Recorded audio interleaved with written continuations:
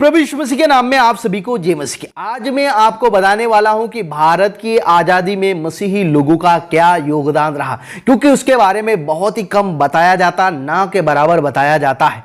आप चैनल में नए तो चैनल को सब्सक्राइब जरूर कर ले, घंटी को भी ऑन कर ले ताकि वीडियो का नोटिफिकेशन हर समय आपको मिलता रहे।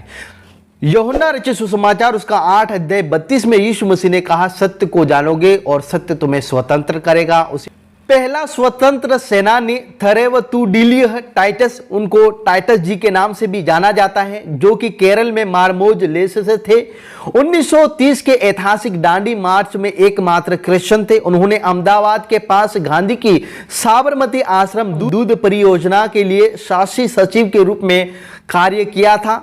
टाइटस जी महात्मा गांधी द्वारा उन्हें दिया गया सम्मान था। वास्तव में आपने टाइटस जी की फोटो देखी होगी, भले ही आपको पता ना हो वह कौन है, क्योंकि वह पुराने नोट में टाइटस जी की फोटो हम देख सकते हैं। दूसरा, पॉल रामासामी, वह एक अन्य क्रिश्चियन व्यक्ति थे जिन्होंने स्वतंत्र संग्राम में भाग लिया था। 1930 में वे नमक सत्याग्रह के दिनों में स्वतंत्रता आंदोलन में शामिल हुए थे। बिशप हार्वर्ड कॉलेज तिरुचिरापल्ली को लेने के बाद उन्हें गिरफ्तार कर लिया गया और 6 महीने की कैद की सजा सुनाई गई। ब्रह्मा बांधव उपाध्याय, वह एक पत्रकार थे और भारतीय स्वतंत्र सेनानी भी थे, जो बाद में अपना जीवन प्रभु यीशु मसीह को दिया और वो क्रिश्चियन बन गए।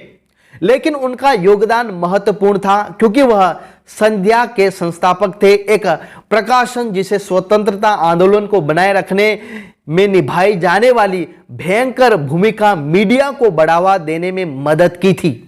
कालीचरण बनर्जी बंगाल के एक वकील थे जिन्होंने मसीहत का पालन किया और प्रभु यीशु मसीह पर विश्वास किया।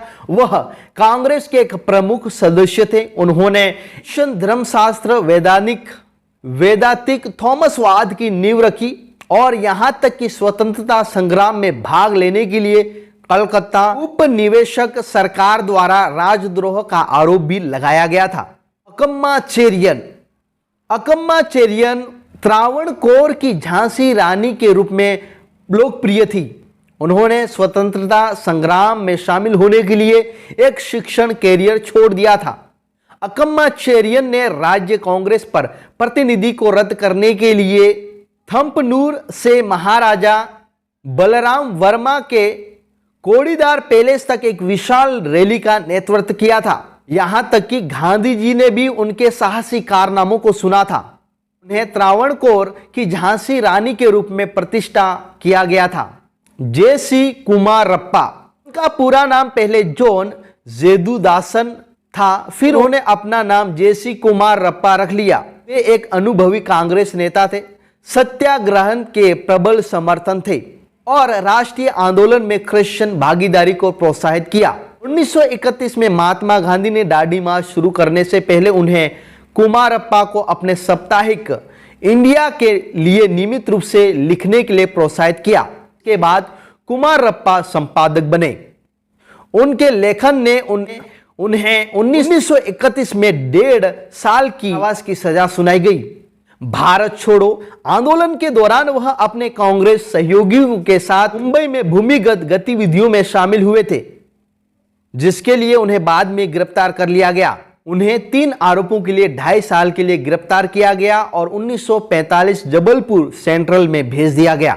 जेआचिम अल्वा, वह स्वतंत्रता संग्राम के इतिहास में एक और उत्कृष्ट व्यक्ति थे और महात्मा गांधी के आदर्श से गहराई से प्रभावित हुए थे। एक छात्र के नेता के रूप में वह भारत में युवा आंदोलन के प्रभारी थे। वह राष्ट्रीय आंदोलन के लिए समर्पित थे और स्वतंत्रता संग्राम में खुद को समर्पित करने के लिए उन्होंने अपनी नौकरी छोड़ दी थी। वह एक पत्रकार भी थे जिन्होंने स्वदेश और मानव भाईचारे की अवधारणा के चार्ल्स फ्रीर एंड्रयूस, वह इंग्लैंड चर्च के एक पास्टर थे, भारत में एक ईसाई मिशनरी, शिक्षा और समाज सुधारक थे।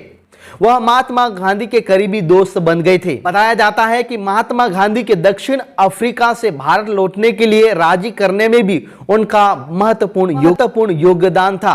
और भी बहुत सारे क्रिश्चियन स्वतंत्र सेनानियों ने भारत को आजादी दिलाने में बहुत बड़ा योगदान दिया था। आप सभी को जय मसीह की, प्रेज द लॉर्ड।